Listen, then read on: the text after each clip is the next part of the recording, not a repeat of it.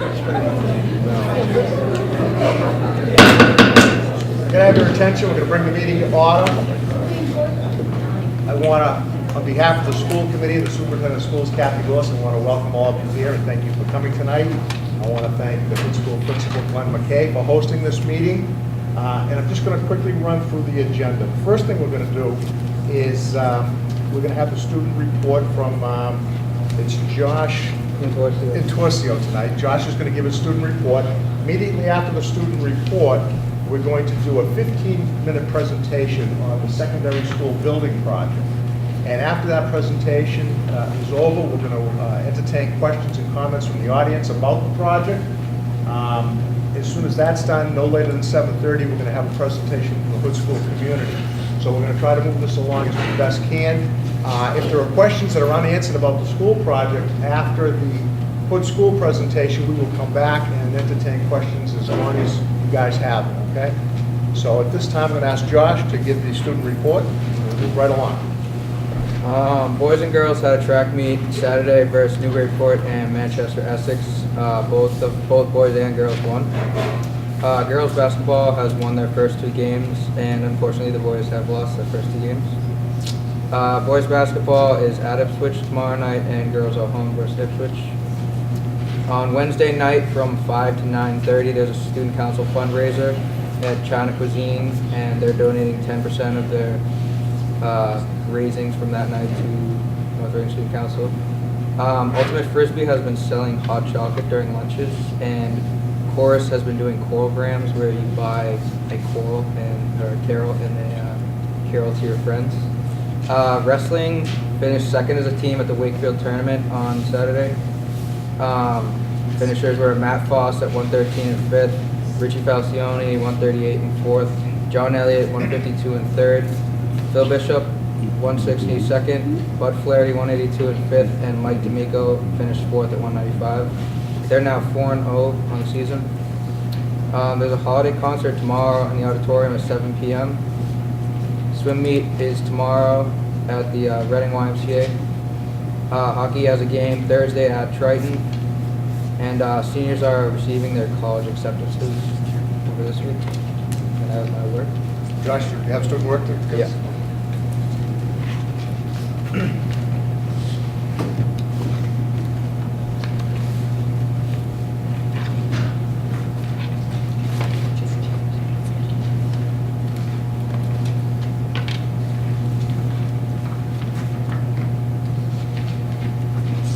This is a essay I wrote on the food drive that I helped lead for the student council. We collected over 5,000 cans, or 5,000 items, and it's an essay to the Massachusetts Association of Student Councils, and they recognize the top 10 projects in the entire state.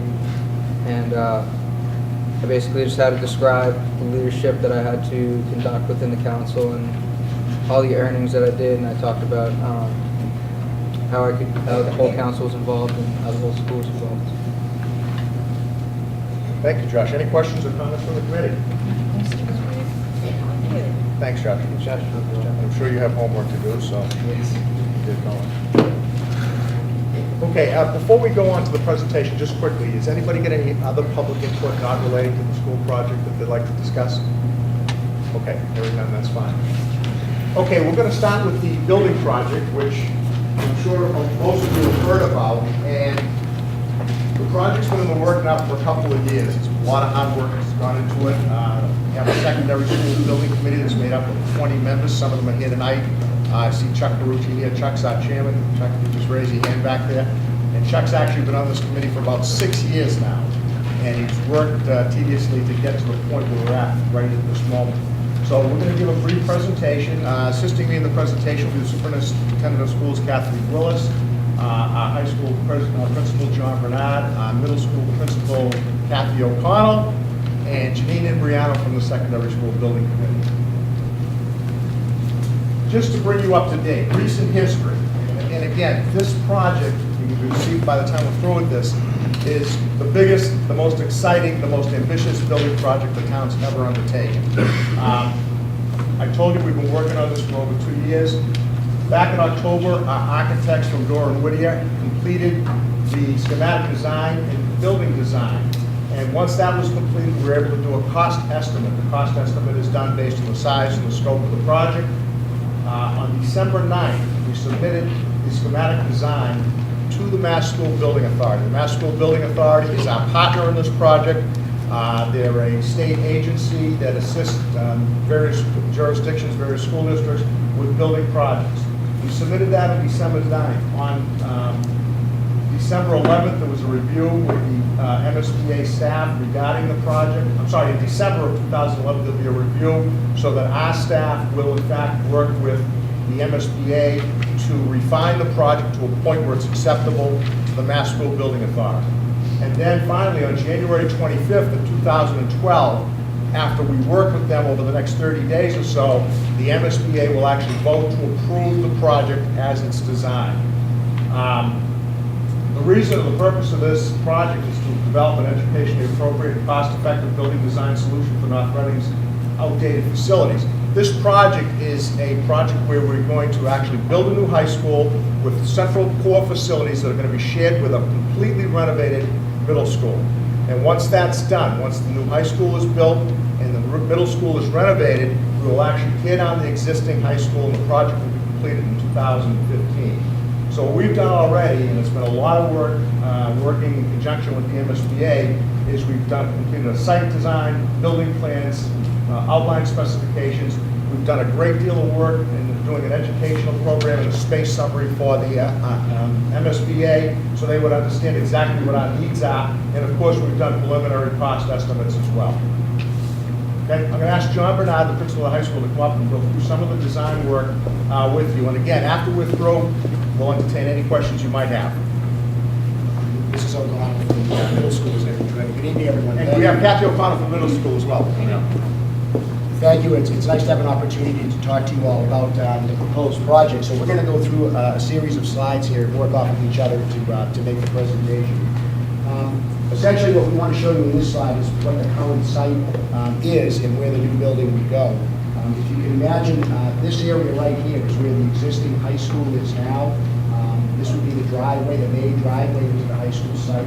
This is Park Street here, and this is our new artificial turf field. So essentially what's going to happen is the existing middle school, which is right here, is going to have an extensive renovation to it. But before that happens, there's an addition that consists of the core facilities here that the two schools would share. We're going to go into some detail around what those shared facilities are a little bit later. And then at the end of that is the proposed new high school with all of its academic wings. Again, we'll have some more detail for you just a moment on that. Sure. So I can explain a little bit more, and I'm looking forward to getting to know all of you as your children go up to the middle school. Right here, I'll focus on, and it's hard for you to see the detail, but I'll focus on the middle school a little bit. You will enter through the middle school right here, which is a little bit near where the current entrance to the middle school is. And if you go to your left, there'll be classrooms. If you go, this is the current gymnasium. If you know where the gymnasium is in the middle school right now, they're actually going to be state-of-the-art science labs, which is outstanding and really necessary. So classrooms are all in blue. Workstations are in the pink there. And so this is 7th and 8th grade would be on the main level, 7th and 8th grade classrooms. Right here would be a robotics lab. We're very lucky to offer robotics this year to grade 6, and we're hoping to be able to expand it to grade 7 and 8 in the years to come. So this is a really nice big robotics lab, as well as a computer lab in the red. And this here is actually, this here is actually the second level, the school within a school for the 6th graders. So the new 6th graders coming up get their own sort of, we've been calling it a school within a school, so their own floor is right there. And so over here would be, these are the shared facilities. So this is what we're going to call Main Street, and these are the shared facilities between the middle school and the high school. So we've got a huge gymnasium with 2 large courts, 1 large tournament court, but 2 large courts divided in half. I think the architect said over 12 or 13 basketball hoops, which is excellent. A large wrestling type fitness room that could be used for yoga also, or dance for the girls. There's hopefully going to be a weight room. There's locker rooms for both middle school and high school, separate facilities, which is great. In the green here is the cafeteria. This is the workstation. Some of the efficiency by sharing the course is that we have one prep area, one kitchen producing the food, but yet two separate dining areas. The middle school will maintain its own separate dining area, and I will be in there, and Mr. Maloney will be in there every day with the middle school children, and this is for the high school children, so it's separate. Auditorium, bigger than it is currently, and underneath the auditorium, I'm not sure if this slide shows it, but underneath the auditorium is some nice music space, practice space for the band and chorus.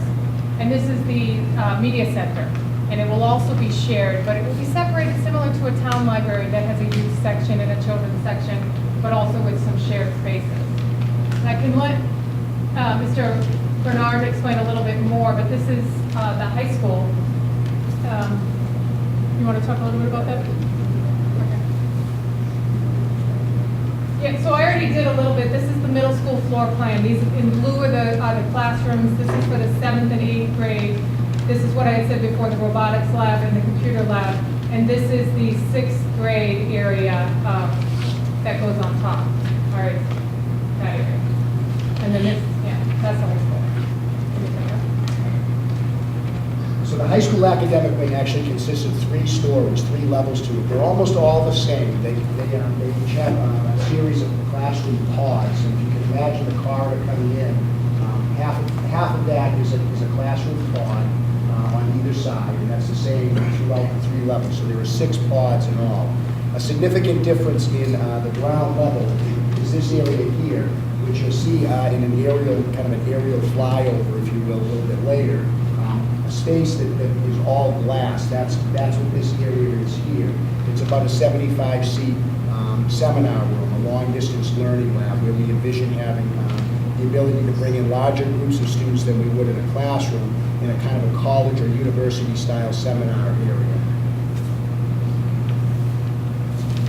Mrs. O'Connell spoke a little bit about the shared core facilities, but one of the nice things about this project is that there are a number of efficiencies that are achieved by the middle school and the high school being able to share spaces. And so the key spaces that the 2 schools, the students in the 2 schools will be sharing, again, I'll just go over them a little bit quicker than we did just a moment ago, are the gymnasium, the cafeteria, the auditorium, and the library and media center.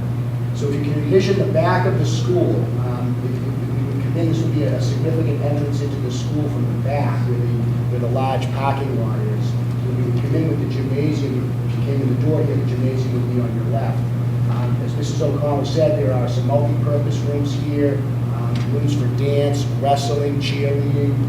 There's a very large gymnasium space here. It's a little hard to see on the slide, but if I can, I'll do my best to describe it to you. But essentially, the underlay here, this court that's running vertically, that's the competition court. That's where the high school would hold all of its kind of tournament games, all of its competitive basketball games for girls and boys.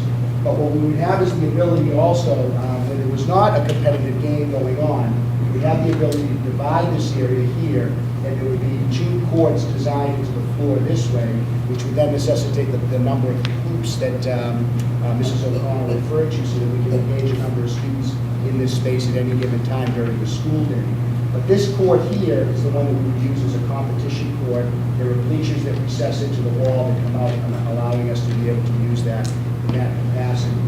As you move down this Main Street corridor with the office spaces here now being on the right as you come in, this area here is the shared cafeteria. Again, as Mrs. O'Connell said, we would share an efficiency that's achieved is sharing the kitchen.